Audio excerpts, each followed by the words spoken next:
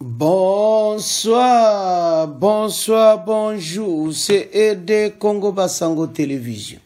Comme toujours, avant de commencer notre émission, nous disons merci à Dieu. Nous disons merci à nos chers abonnés et téléspectateurs qui nous suivent partout dans le monde et en RDC. Bande Konanga, soyez les bienvenus. À la une, chers téléspectateurs, Bandeko, émission spéciale sur débat, sur fin à consultation, où il y a aussi là, et puis il y a une réaction des Congolais sur droit, nande bakuluba, makamango, est-ce que consultation, oyo, et aussi les makamunionso et tout ça. Passé, fin à consultation et salami. Maintenant, tous osés là. Et qu'est-ce qui va se passer après Wana? Et c'est ça comme dossier à mon aîné. Après Wana, tu vas capter, n'en bazo débattre. Alors, bandeko, débat fin consultation, il y a conseiller spécial à chef de l'État en matière de sécurité ébérante. À Koutane Bakouche Belé. Alors, l'union sacrée, Bazaki vraiment. Ebele masolo pende lega kitoko et bakusho musu etikali opposition musu pe bayaki na bango neti muzito donc ba moni vraiment l'importance à pays tout le monde bita kura do batebele bayaki et maintenant et comme on a fait non les consultations politiques visant la formation d'un gouvernement d'union nationale démocratiques ont pris fin mercredi 9 avril. Pendant 2 semaines, de nombreux acteurs politiques congolais, certains membres de la société civile, ont été reçus en audience par les conseillers du président de la République, qui a recueilli leur point de vue sur la prise sécuritaire actuelle dans le pays. Alors, surtout au Tala Makamboze Belé, Ndebo Yoka, mais tout le débat, bon après tout avance. De la nation. Pour nous, le bilan est largement positif. Positif parce que dans les documents portant invitation, consultation politique ou sociopolitique initiée par le président de la République et exécuté par son conseil spécial en matière de sécurité, le document n'a pas cité les noms des personnes qui devaient être invitées. Il s'agissait simplement d'une volonté d'ouverture politique envers nous-mêmes et envers ceux qui n'étaient pas avec nous, du moins jusqu'à ce péril qui guette notre cher et beau pays. Et maintenant, tous ceux qui voulaient être consultés ont été consultés. Tous ceux qui ne le voulaient pas, c'est de leur pire droit. Et finalement, nous avons clôturé ces consultations et nous pensons que le chef aura désormais toutes les informations qu'il avait besoin pour comprendre davantage et approfondir la question et enfin de sanctionner avec le gouvernement d'union nationale. Donc maintenant, par rapport à ce qu'ils disent, il y en a tel et tel autre qui n'était pas venu. Là n'est pas notre problème. Autant le Congolais a le droit d'être consulté, autant le même Congolais a le droit de refuser une consultation. Il s'agit d'une consultation pour écouter les différents points de vue des Congolais sur la question de notre survie, de notre existence. C'est ça le problème. Là, c'était du côté de l'Union sacrée, mais aussi il y a l'opposition avec M. Rodrigue Ramazani. Il est secrétaire général du parti En Vol, qui est de Délice Sanga, un parti d'opposition en RDC. On l'écoute aussi.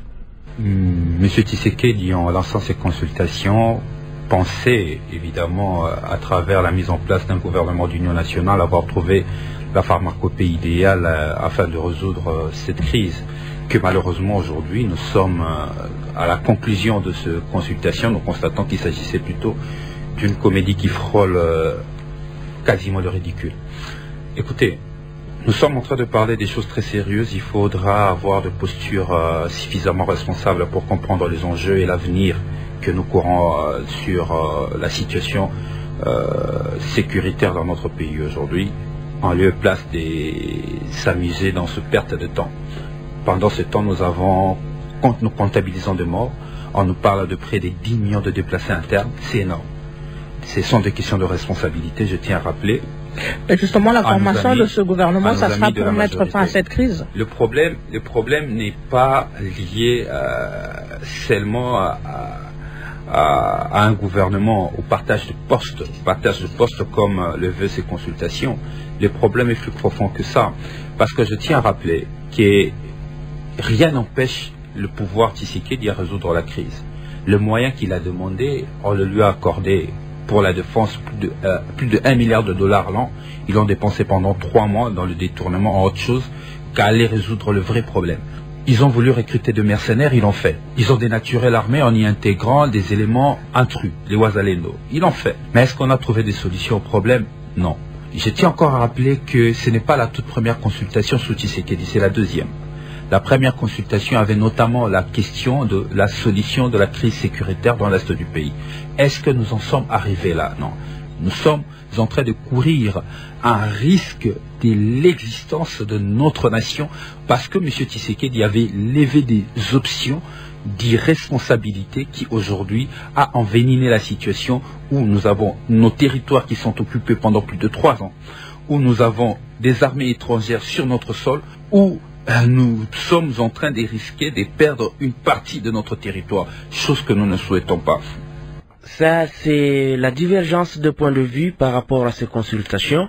À vous la parole, chers confrères. Y aura-t-il vraiment une fin des crises politiques et sécuritaires à l'est du pays au sortir de ces consultations politiques?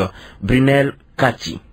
Voilà, je viens de suivre les 2 interventions. Je me dois ici de souligner tout d'abord que les consultations politiques qui se sont déroulées à Kinshasa en cette période de tensions politiques sont une initiative premièrement que louable et face à une crise majeure, tant sur le plan économique qu'en matière de sécurité. Il est très crucial de rassembler, n'est-ce pas, les forces vives de la nation pour trouver des solutions constructives. Mais il y a lieu ici de rappeler que les consultations n'ont pas commencé aujourd'hui. Depuis longtemps, elles ont toujours été, n'est-ce pas, un moyen de rassembler les acteurs politiques autour d'une table pour discuter des enjeux cruciaux du pays. Des Mobutu à Félix Tshisekedi en passant par Kabila, ces consultations ou les consultations ont eu lieu dans ce pays. Cependant, l'histoire nous montre que ces consultations n'ont pas toujours donné les résultats escomptés. Souvent, les agendas, n'est-ce pas, des différents acteurs sont en conflit. Celui qui initie la consultation à ses propres objectifs, et tout comme ceux qui y participent. Nous voyons qu'à ces consultations, chacun pouvait venir avec ce qu'il appelle cahier des charges, et ces divergences peuvent mener à une attaque, voire des crises supplémentaires, comme cela a été le cas par le passé. Et j'ai me souviens ici lors de la période de M. Kabila, qui a multiplié aussi les consultations, sans pour autant résoudre la crise politique. Il vous souviendra, n'est-ce pas, de la période des Demkodio comme facilitateur, et M. Badibanga, qui à son temps a été nommé, n'est-ce pas, Premier ministre, et à la suite de l'opposition des opposants, permettez la redondance, il y a eu des changements pour céder, n'est-ce pas, à M. Tchibala. Au contraire, ces rencontres ont souvent abouti à des déposages politiques en outre. Et où des membres de l'opposition ont été des fois attirés vers le pouvoir tout en laissant la crise sous-jacente intacte. Cela montre que même si les consultations peuvent sembler une solution, elles peuvent également exacerber les tensions. Donc, il est très important aujourd'hui de prendre tous les facteurs pour que ces consultations soient réellement efficaces. Il est impératif d'inclure, n'est-ce pas, tous les acteurs politiques, notamment ceux qui sont à l'origine des crises. Brunel, vous sentez qu'il y a une partie des Congolais qui n'ont pas donné leur point de vue à ces consultations. Pouvons-nous dire que le problème de la RDC reste encore entier? Il est préoccupant de constater que les ténors de l'opposition, comme Moïse Katumbi, Joseph Kabila et Martin Fayulu, n'ont pas été consultés. Pourquoi? Parce qu'ils ont refusé. Mais pourquoi ils ont refusé? Est-ce la détermination de bien vouloir imposer la République dans les contextes que nous sommes. Ces consultations visent, n'est-ce pas, la sortie de cette crise. Donc, cela soulève des doutes quant à la volonté réelle de résoudre les problèmes fondamentaux du pays exprimés par différents acteurs politiques. Parce qu'aujourd'hui, M. Kabila est accusé d'être derrière, n'est-ce pas, l'excès de M. Nanga. Les opposants sont accusés de soutenir les rebelles, mais si ces derniers refusaient de répondre, n'est-ce pas, à un appel qui vise à donner des solutions aux conflits que nous connaissons, nous pensons qu'il y a un but sur roche et que ces consultations semblent alors favoriser ceux qui sont au pouvoir parce que ils ont été majoritairement consultés, n'est-ce pas, et ceux qui sont à l'origine de cette crise ont préféré rester à l'écart. Donc pour moi, je pense que le contexte dans lequel nous sommes, il y a lieu de pointer du doigt aujourd'hui les opposants qui favorisent, n'est-ce pas, l'alimentation et qui envenime davantage cette crise pour les peuples de s'accrocher plus aux sensationnels en lieu et place de laisser exprimer la raison pour la sortie de cette crise. Quel est le bilan que vous dressez de ces consultations, Crispin Phocas, par rapport à la divergence aussi des points de vue? Oui, merci beaucoup Freddy, merci de cette opportunité. Je pense que les consultations, comme Brunel l'a dit, c'est une voie pour trouver des solutions dans un pays, dans une nation qui traverse des moments difficiles, des moments compliqués, notamment la guerre qui nous a imposée à l'Est. Oui, je disais qu'ici, nous constatons que l'Union sacrée a consulté l'Union sacrée. Voilà, puisque la majorité de ceux qui ont été consultés, ils viennent de l'Union sacrée. Même si on a vu une aile du FCC qui a aussi participé à ces consultations, mais vous avez suivi les cadres du FCC ont vite rejeté, même Joseph Kabila lui-même a rejeté toute implication du FCC dans ces consultations. Et nous constatons aussi que l'Union sacrée continue à tenir les mêmes langages qu'on a connus avec les régimes passés, notamment à travers ce que Fumutoto a dit. Si tel ou tel autre Congolais n'est pas venu, c'est dans ce droit, les Congolais ont le droit d'être consultés. Donc on a vu tout ça avec le pouvoir passé. Cela donne des doutes sur l'issue de ces consultations. Si elles peuvent être une réussite, c'est puisque l'Union sacrée s'est consultée et que chacun a apporté des recommandations, des amendements pour que le prochain gouvernement qui va venir puisse être un gouvernement qui inclut tout le monde. Mais d'un côté, il y a aussi l'opposition qui pense que c'est une comédie. C'est une comédie puisque ces consultations ne feront pas des solutions aux problèmes de détournement et autres des vues qui se font dans le pays. Il y a les recrutements des mercenaires qui a eu lieu, il y a eu une armée parallèle, notamment le Wazalendo, il y a Ramazani qui est allé même plus loin pour dire que le problème de la RDC, c'est Félix Tshisekedi lui-même, puisque le territoire est occupé pendant 3 ans, rien n'est fait. Alors vous comprenez que l'opposition, de manière générale, les caractéristiques de l'opposition telles que nous les connaissons, les grands opposants de ces pays sont à l'écart de ces consultations. Alors nous nous posons la question de savoir quelle va être l'issue du gouvernement qui sera mis en place, comment Félix Tshisekedi et le gouvernement qui sera mis en place pourront s'y prendre pour que ce gouvernement soit celui qui puisse apporter des solutions aux problèmes de l'Est. Mais Crispin, oui. Il y a Brunel Kati qui a dit que ces consultations étaient en tout cas une voie favorable pour la paix, la sortie pacifique de la crise en RDC. Mais Vous, c'est comme si vous semblez, en tout cas, rester dans les doutes qu'il n'y aura pas changement de quoi que ce soit sur le terrain. Oui, il l'a dit, oui. C'est puisque les postes seront distribués, il y aura partage du gâteau. Mais est-ce que cela résoudra effectivement les problèmes qui se posent à l'Est? Est-ce que c'est en mettant en place un gouvernement d'union nationale que le M23 va se retirer des zones occupées? Est-ce que c'est en mettant en place le gouvernement d'union nationale que la crise va cesser à l'Est, que les tueries vont cesser, que les femmes ne seront plus violées? Moi, je pense que le grand problème, c'est autour du consensus. Il faut qu'il y ait un consensus. Et c'est là que je voudrais faire intervenir la communauté internationale qui doit rassembler les parties prenantes, qui doit aider les Congolais à les mettre ensemble pour trouver un consensus, puisque cette même communauté internationale, elle a déjà blâmé le Rwanda, elle a donné des sanctions au Rwanda, elle a gelé les avoirs de certains Rwandais qui soutiennent le M23, l'AFC et autres groupes armés. Mais est-ce que sur terrain, la situation a changé? Le M23 continue à tuer, le M23 continue à semer la terreur.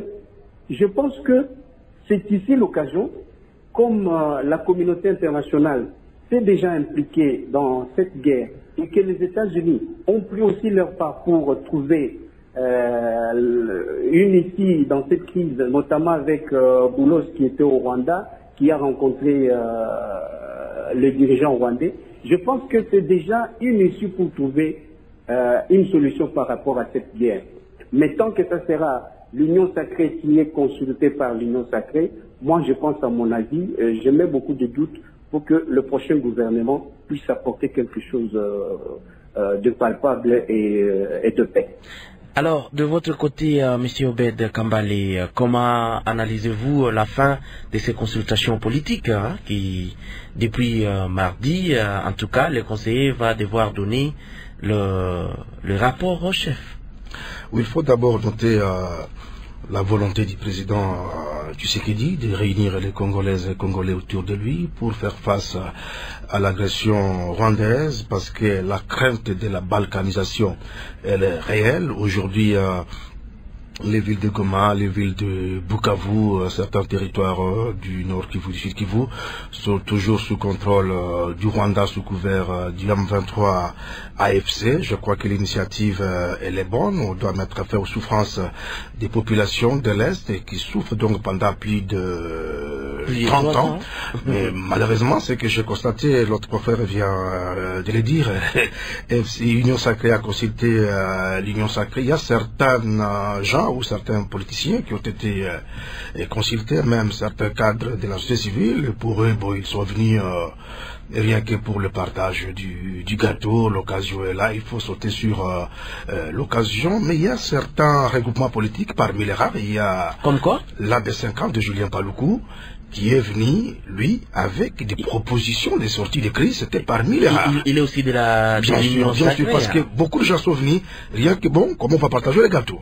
Mais il faut venir en amont avec des propositions qui seront remises, bien sûr, au président de la République démocratique du Congo. On doit éviter aussi le problème de débauchage. On l'a connu sous Kabila. Même à l'époque de Mobutu. Même à l'époque de Mobutu, pour moi, ça ne résout pas le problème, parce que les grandes figures de l'opposition, Joseph Kabila, Moïse Katumbi, Martin Fayulu, Délice Sangra, au Boudéa, la main tendue du président de la République démocratique du Congo. Vous savez, l'FCC n'a pas encore digéré le divorce entre les FCC et les cash, et puis ils sont toujours prudents et disent, bon, est-ce que si nous venons, et cette fois-ci on ne sera pas dribblé. Également, semble pour la République a connu ces mariages, est-ce qu'il faut revenir pour se réconcilier? Même l'INC de Vital Kamerhe aussi. Bien sûr, même l'INC de Vital Kamerhe. Alors je crois que chaque parti va avoir plus de garanties pour s'engager autour du président de la République, parce que c'est selon certains opposants. Le président chercherait des béquilles pour protéger son pouvoir. Or, le pays est en danger. Les Congolais sont obligés de se liguer derrière le président de la République, Félix Tshisekedi, mais lui aussi doit être comme un arbitre qui doit être neutre. Il ne doit pas être pris dans le carcan de l'union sacrée, il doit être au-dessus de la mêlée. Par exemple, pour moi, s'il y a un tête-à-tête demain après-demain entre le président Tshisekedi et le président honoraire Joseph Kabila, qui sont les grands leaders de ces pays, l'un c'est le président en exercice, l'autre c'est l'ancien président de la République démocratique du Congo pendant 18 ans, je crois que ce sera un signal fort pour que les Congolais puissent se mettre ensemble. Côté Fayoulou, côté Moïse Katumbi, ils disent nous sommes prêts, n'ont pas refusé catégoriquement, mais ils s'alignent derrière l'initiative de la Senko SCC. Pour eux, ils rêvent encore l'accord de Saint-Sylvestre avec les évêques, les pasteurs. Pour eux, il y aura peut-être une garantie. Alors, je crois que si le président y tient, parce que je ne crois pas par quelle magie aussi un gouvernement d'union nationale pourrait résoudre la crise sécuritaire sur terrain, je ne trouve pas des coups de baguette magiques. Il y a une question qui se pose. Pourquoi ces silences des acteurs de la société civile congolaise qui ne veulent pas se prononcer sur ces consultations politiques? Je crois qu'une partie de la société civile a été consultée. Bon, la consultation, c'est un échantillonnage. On ne pourra pas consulter tout le monde, mais je ne sais pas si les ténors, si tous les ténors de la société civile ont été consultés, même s'il y aura un gouvernement, là il y aura les acteurs de la société civile, ce ne sera pas le premier gouvernement. On a connu ça en République démocratique du Congo. Je peux faire un parallélisme, supposons Obed est nommé demain ministre de la Défense, concrètement sur le terrain. Si le préalable n'ont pas été réglé, au risque de tourner à rond. Est-ce que dans ces gouvernements d'union nationale, ça reste le secret du président, y aura-t-il aussi des émissaires du M23? Bon, ça pourrait être possible? Oui, moi je crois que tout est possible parce que la partie qui est sous contrôle du Rwanda, qui est administrée même aujourd'hui par le M23 AFC, je crois, l'AFC M23 même, malheureusement ils sont des pions du Rwanda. Le Rwanda peut le placer où, quand il veut, ce sont des marionnettes. Mais je ne crois pas qu'on pourra résoudre ces problèmes sans les associer. Soit le gouvernement a des options, soit on les associe dans les négociations ou bien dans les prochains gouvernements, soit on applique la force, donc que les FRDC mettent les bouchées doubles pour en finir une fois pour toutes avec le M23. Si tel n'est pas le cas, sinon pour moi avec les consultations du professeur Casimir Eberande Kolongele, serait mettre la charrue devant le bœuf, mais j'espère qu'il y a des techniciens du gouvernement. Et puis pour terminer, chers confrères, je crois que sur le plan stratégique, les gouvernements feraient, ça c'est mon conseil que je prodigue au gouvernement, on peut accepter de faire venir ces marionnettes de Paul Kagame, et ainsi de suite, et pendant ce temps, le gouvernement ne doit pas dormir si c'est laurier, le gouvernement se prépare, et un jour, le gouvernement pourra sortir ses biceps. On l'a connu avec l'opération Pomorange. Le gouvernement s'est fait aussi qu'il était faible, mais stratégiquement, il n'est pas faible. Le moment venu, il pourra se venger pour en finir avec toutes ces rébellions. Un peu de mots, comment trouvez-vous l'issue de ces consultations politiques? On attend un gouvernement d'union nationale. Est-ce qu'on pourrait avoir les émissaires du M23 dans ce gouvernement d'union nationale ou ça ne pourrait pas être le cas? Brunel? Cela doit être impossible. Parce qu'il est crucial aujourd'hui que nous puissions nous mettre en tête que les acteurs armés doivent nécessairement être tenus pour responsables de leurs actes. Ils ont endeuillé combien de familles? Ils ont tué combien? Et que des mesures soient prises pour rétablir, n'est-ce pas, l'ordre sans aucune forme de compromis qui pourrait inclure ici des avantages pour les rebelles. L'État doit impérativement restaurer sa souveraineté et garantir la sécurité de ses citoyens en sanctionnant, bien entendu, ceux qui menacent l'intégrité territoriale et la paix sociale. Si aujourd'hui les M23 sont récompensés, permettez de les pluraliser avec ses partenaires, mais ça va entêter d'autres compatriotes à prendre des armes demain, pensant bien qu'après leur revendication, ils vont se retrouver face à la bande. Nous devons décourager ces choses. Crispin, pour vous, un mot par rapport à la configuration de ces gouvernements d'union nationale au sortir de ces consultations politiques. Et moi, je reviens sur les propos du chef de l'État lui-même. Il a dit qu'il ne peut pas négocier avec les pantins de M23, qui sont des marionnettes de Paul Kagame. Alors, si aujourd'hui, ces pantins, ces marionnettes de Paul Kagame se retrouvent dans le gouvernement, donc le chef de l'État aurait trahi toute une nation. Moi, je pense qu'il est temps pour la République démocratique du Congo de s'organiser, de prendre toutes les mesures possibles pour récupérer les partis occupés par la rébellion. Et c'est en imposant la force comme une nation. Nous sommes en politique, ce qu'on dit, c'est pas ce qu'on fait.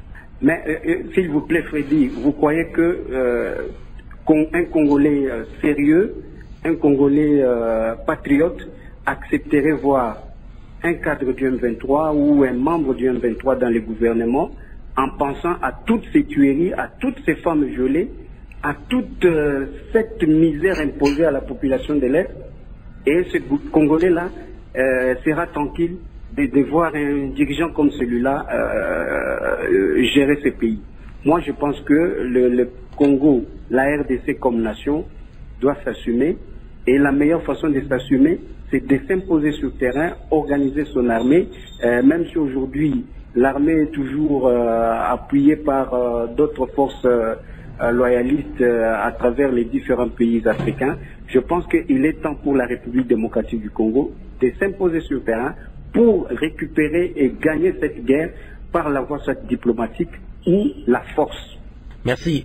Obed, c'est un gouvernement d'union nationale. Hein? En politique, rien n'est impossible. Et vous l'aviez dit, mais c'est que je vais souhaiter que ce soit un gouvernement des vertébrés et que le président puisse faire un très bon casting. La République a des fils et filles qui sont capables de relever les défis pour que la République démocratique du Congo puisse décoller. Et outre la fait des négociations officielles, les négociations secrètes peuvent continuer pour toujours tenter de convaincre les grosses légumes de l'opposition, Joseph Kabila, Martin Fayoulou, Moïse Katumbi et les autres, parce que en politique, rien n'est impossible. La politique, c'est le monde d'intérêt. Pendant ces temps, les Congolais, les yeux sont rivés vers Doha, au Qatar, là où le délégué du M23 et ceux du gouvernement se rencontrent. Ils sont là-bas et on attend l'issue de leur assise, si du moins il y aura quand même des lueurs d'espoir, mais des controverses autour de leur rencontre à Doha. Par exemple, on cite qu'ils ne se sont pas parlé, mais avec ces controverses, je vous prie de suivre ce que nous a donné comme récit des faits Papi Martial Moukeba par rapport à la rencontre entre le M23 et le membre du gouvernement. Présenté comme une avancée majeure dans la recherche d'une sortie de crise à l'est de la RDC, la rencontre entre le gouvernement congolais et les rebelles de l'AFC M23 à Doha a finalement été reportée selon l'agence Reuters. Les deux camps ont précisé qu'aucune invitation officielle n'avait été envoyée, un responsable congolais reconnaissant même, je cite, un problème d'organisation. Cependant, d'autres sources confirment que les deux délégations se trouvent à Doha. La délégation de l'AFC M23 conduite par le coordonnateur adjoint Bertrand Bissimois, accompagné du colonel Imani Nzenze, chargé des renseignements et des opérations militaires, aurait même posé plusieurs préalables qu'elle présente comme des mesures de confiance pour entamer des négociations directes avec les gouvernements. De son côté, les gouvernements exigeraient un cessez-le-feu sans condition, notamment les retraits des rebelles des villes de Bukavu et Goma. Nos sources évoquent des positions transmises à la médiation qatari qui annonce des discussions difficiles dont l'issue dépendra de la volonté des deux parties à trouver un terrain d'attente. Béni, Martial Papi Moukeba, Radio Okapi. Voilà en fait ce que nous voyons du Qatar, mais que nous cache Doha, où Kagame Tshisekedi se sont rencontrés sans atermoiement, et maintenant leurs délégués s'y retrouvent pour la question de l'Est du pays. Que comprendre de cette démarche, Brunel? Ici, je dois d'abord souligner un élément. La population congolaise exprime, n'est-ce pas, une attente claire et unanime.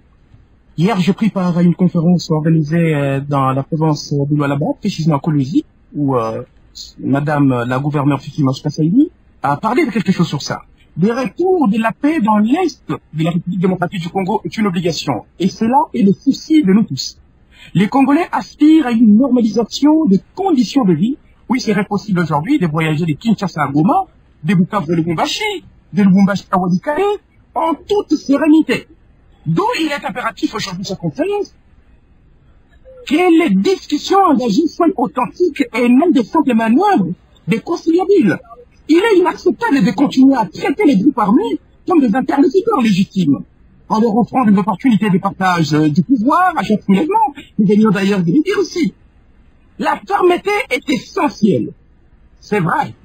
On va devoir échanger avec la délégation, n'est-ce pas, le groupe rebelle.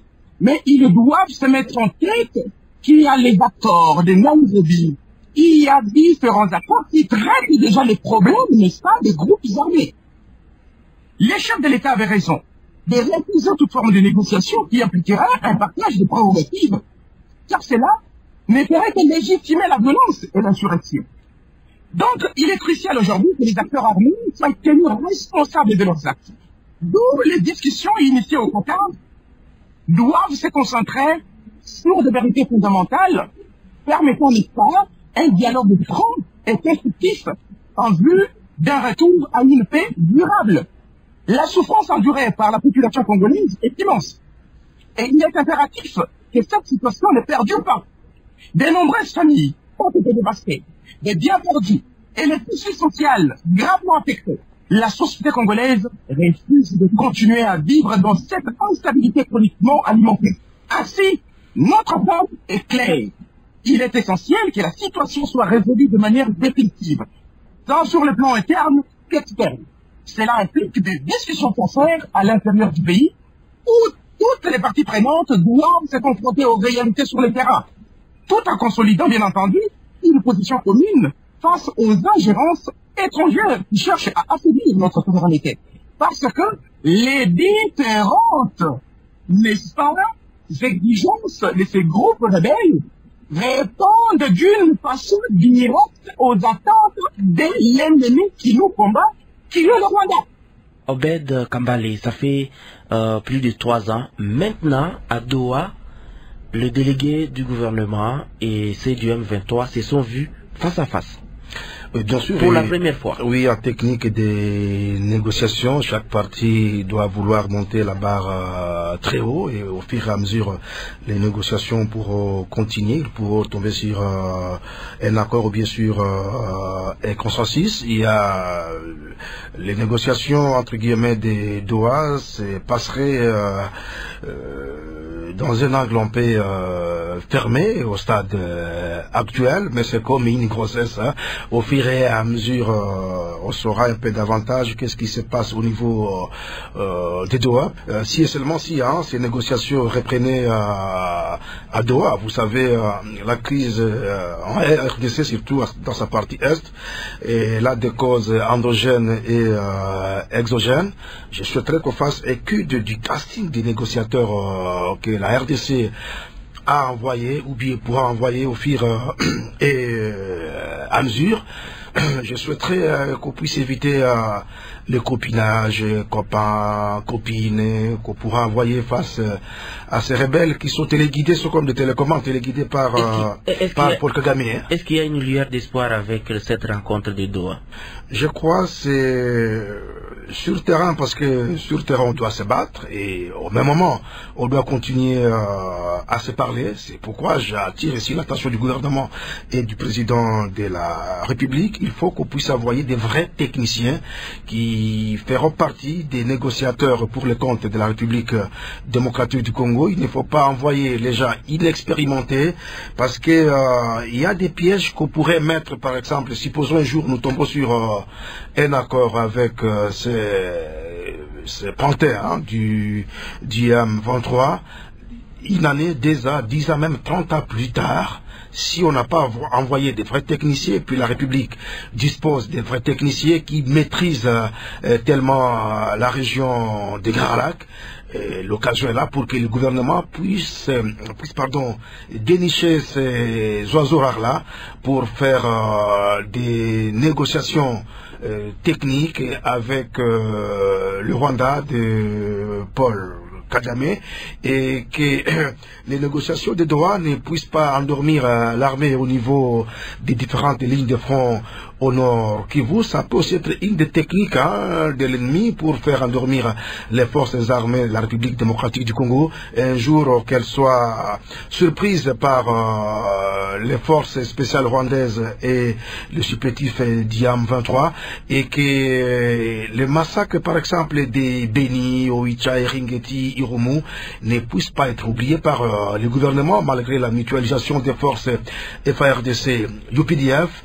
Les massacres se portent toujours bien à Beni, à Oicha, et puis dans une partie du territoire d'Irumu, dans l'Ituri. Il serait mieux également que le gouvernement puisse mettre l'accent en ce qui concerne l'évaluation objective des opérations conjointes FARDC-UPDF.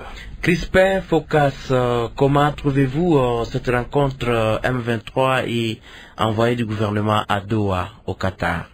Oui, déjà, le fait que les deux parties s'entreaccusent, les uns disent qu'il n'y a pas eu d'invitation officielle, les autres posent des préalables, notamment un cessez-le-feu sans condition.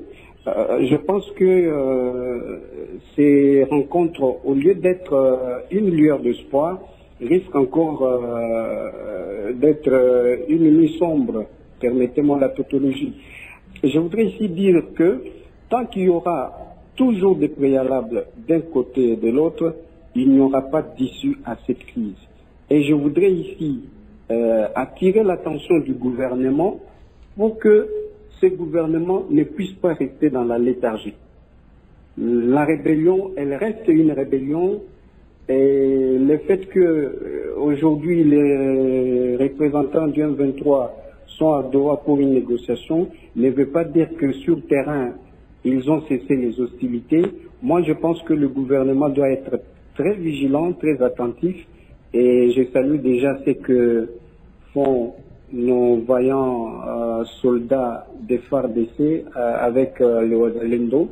Je pense qu'ils doivent rester vigilants pour que sur le terrain les caps soient maintenus, que la sécurité soit assurée, du moins pour les territoires qui sont encore occupés par les FARDC, et entre-temps trouver des mécanismes pour que les territoires occupés par les rebelles puissent être récupérés. Donc à mon avis, tant qu'il y aura des conditions posées d'un côté et de l'autre, je pense que ces négociations ne pourront apporter rien d'essentiel, puisque une rébellion n'a jamais libéré un pays, une rébellion n'a jamais apporté la paix tant attendue. Il suffit de voir ce qui se passe, ou si vous causez avec nos frères, nos sœurs, nos amis qui vivent à l'Est, vous constaterez qu'ils vivent des conditions très précaires. Chers téléspectateurs, nous avons suivi. Alors, Ndeboyo Kaneza, tribune de presse Oyo et ça ce vendredi. Les journalistes invités de ce magazine aborderont également le sujet du report des débuts de discussion à Doha, au Qatar, entre les envoyés du gouvernement congolais et CEDIA 23. Cela aurait dû être le premier face-à-face entre les deux parties depuis plus de 3 ans de guerre, allant de l'occupation de Bunagana au nord Kivu jusqu'au Kamanyola au sud Kivu. Maintenant, consultation et silito bananango après Toyana Makamadoa. Gouvernement et Union nationale. Et belé bazo loba mingi si gato. Mais zama kama kabola pena ba post-it. Ezali que batu bazwa ba place mosusu oyo ba monike opposition moko a moto opposition moko azwa, c'est ça l'idée en général. Donc batu bazala tout autour en face de nous na gouvernement oyo eza solide. Il y a union nationale, c'est-à-dire motunyon sosanakati, na ba société civile, ce qui les kambutoyo débattre ensemble, pour tout bunda bien, na oazo bomabiso ba Rwandi. C'est ça au juste, ba idée oyotozanango. Mais quand ces gens, soi-disant, batouana, oyo bazolinga kusale logo teza passe. Alors, mais na sepeli trop na comportement batruko ba Muzito et les autres. En tout cas, se comporter très bien. Alors, ceux qui t'ont landi bandeko oyo, na si boyoki journaliste wana, chercheur, Brunel Kati, toyoki Crispin Focas et puis toyoki Obed Kambale, journaliste à Digital Congo à Kinshasa. Bamiko débattre kitoko, mais ils ont parlé na oezo le Canada. Parce que, les années mo koto to sala en face, gouvernement sangana, to bunda bien na banguna. Mais kuna diplomatie pe, pourquoi bakuta na quitté? C'est ça l'autre problème. Ils ne se sont pas rencontrés. Et maintenant le quoi bakuta n'était, ça devait et comme un problème sérieux. Mais au senga ke bakuta. Alors maintenant, est-ce que ça doit être comme un problème?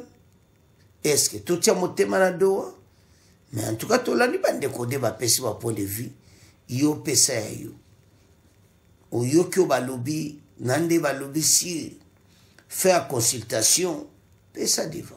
Parce que tout ba lekaki, ba mende tous tout le monde ba lekaki. Opposition, ba Muzito ba leki. Donc ceux qui font la Katumbi bazati, c'est un problème. Et belé la zoko so Moïse Katumbi na foyi le baati, mais talibango. Alors, banamboka, tolandi biso ce débat, comment tika on a bino, bon continuez à s'abonner. Au revoir, à la prochaine.